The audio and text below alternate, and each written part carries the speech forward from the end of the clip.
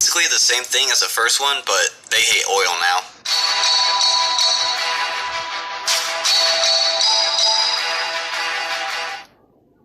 It starts off with a wolf chasing a rabbit, and he traps the rabbit, but then there's an explosion, so the little guy takes his chance and runs off. Then Adam quickly goes over all his powers, and I guess they're not even trying to hide them anymore, because there's no one else in the world that would want to go after them.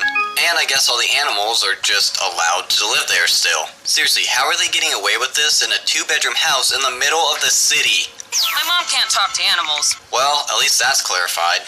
And I guess Bigfoot is famous and doing morning shows and is the guest for this lady who looks like a nightmare. I was a research scientist studying genetic sequencing when one of my experiments went wrong. My DNA mutated and turned me into Bigfoot. Hold on. In the first movie, he was born this way and had powers since he was a kid, but now it's a mutation? So how does that mean that Adam has these powers also? Especially because this research is being done after Adam was born. Do they know how hereditary traits work? Anyway, I guess Bigfoot is some huge celebrity now and everyone's annoying about it. Remember the car they had in the first movie? Yeah, me neither, but they have a minivan now. Just keep that in mind for later. But why do they have this? We had to plus size our ride when we added a grizzly bear to the family. Where are they going that they need a bear to come along?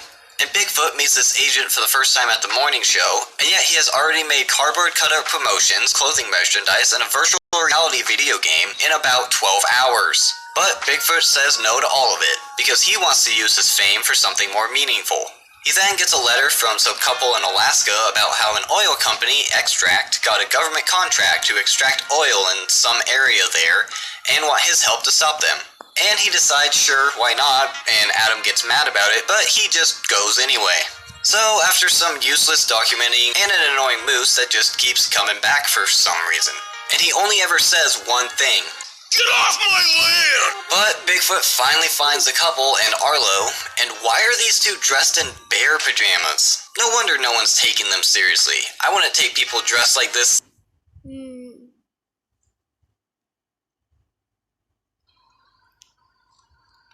seriously either. To spread awareness, Bigfoot makes some video encouraging people to come to Alaska and protest with them, and it only gets 14 views. I thought he was supposed to be some big celebrity by now. Celebrities can make a video of them just eating a sandwich and it would get like 1 million views. So to help out, Adam makes his video look like crap and it somehow gets over 2 million views overnight. Then Bigfoot wakes up the next morning to find people from all across the country there to help protest. The next morning. These people have no idea how much time things take, do they? Let's just ignore the fact that people saw these two dressed in bear pajamas and still took them seriously. But how do you think these people got here? Then Adam and Shelley see a news story with Extract CEO talking about some zero-impact oil thing. It doesn't matter. Do you see where this is going? But that night, Bigfoot tries to listen to what Extract is really doing, but now his powers have limitations, so he can't hear them. So he sneaks into the fracking site. Well, the next day, all his videos are somehow deleted and he's gone missing. So Adam and Shelley decide they are going to go rescue him. But since they want to take Wilbur and Trapper for some reason, they're going to drive this huge van over 1,000 miles instead of flying to go save him. First off, this is completely contradictory to this movie's message. Also, his dad is missing, and they're going to waste, 3 days driving instead of flying because they want to bring a bear and a raccoon. Screw it, sure. Do these producers even care? I mean, they couldn't even animate the proper screen on this phone. And what is with this sudden change in animation and then immediate change back? Hey, did you know that Canadians are really nice and Americans are a bunch of jerks? Anyway, they're almost there, but then the van gets stuck in the mud. We're 1,000 miles from the nearest tow truck. You have a bear!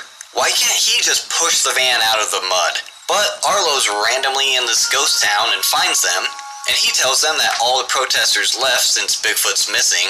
Why did everyone else leave? But Shelley decides to go with them to look for Bigfoot, while the rest wait in the van because it's stuck in the mud. Then some Extract goons show up, Trank, Trapper, and Wilbur, and Adam gets hurt, but there's not enough time to heal because apparently this takes time now, but he gets away anyway. He then meets the wolf from earlier, who starts preaching about the ground being poisoned, and then he decides to show Adam where his dad might be. And after the wolf tries eating this rabbit again, they get to the oil site. And then there's an explosion and oil just starts spewing out of the ground. And Adam sneaks into the site, and Connor starts talking about how easy it is to lie to the government about clean oil extraction while dressing up like a stereotypical Southerner. Have these people never heard of the Environmental Protection Agency?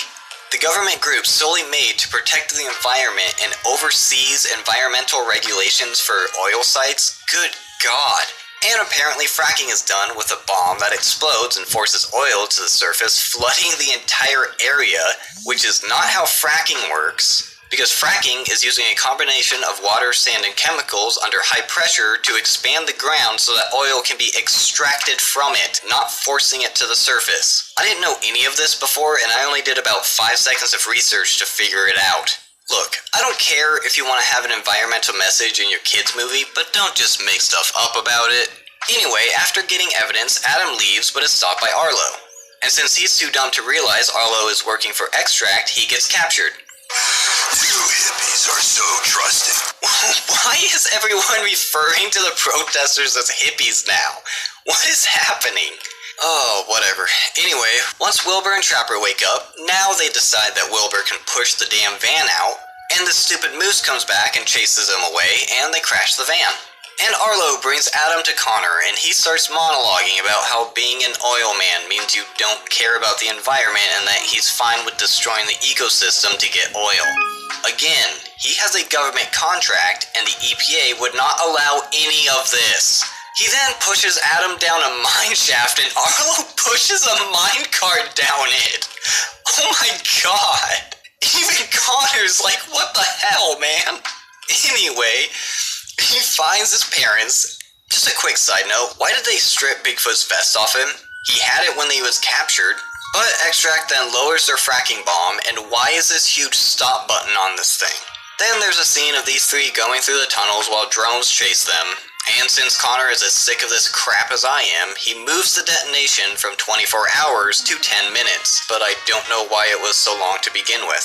And they start evacuations. Quick question, how are they planning on getting away with any of this? Then Bigfoot destroys the drones and causes more damage than Extract ever has, and they get out of the mine. And now it's time for Adam to stop the bomb. Oh, that's why it had that stupid stop button. Ready for some more stupid crap? Oh, what now? Got another bomb! Yep. They're gonna use a fracking bomb to detonate it.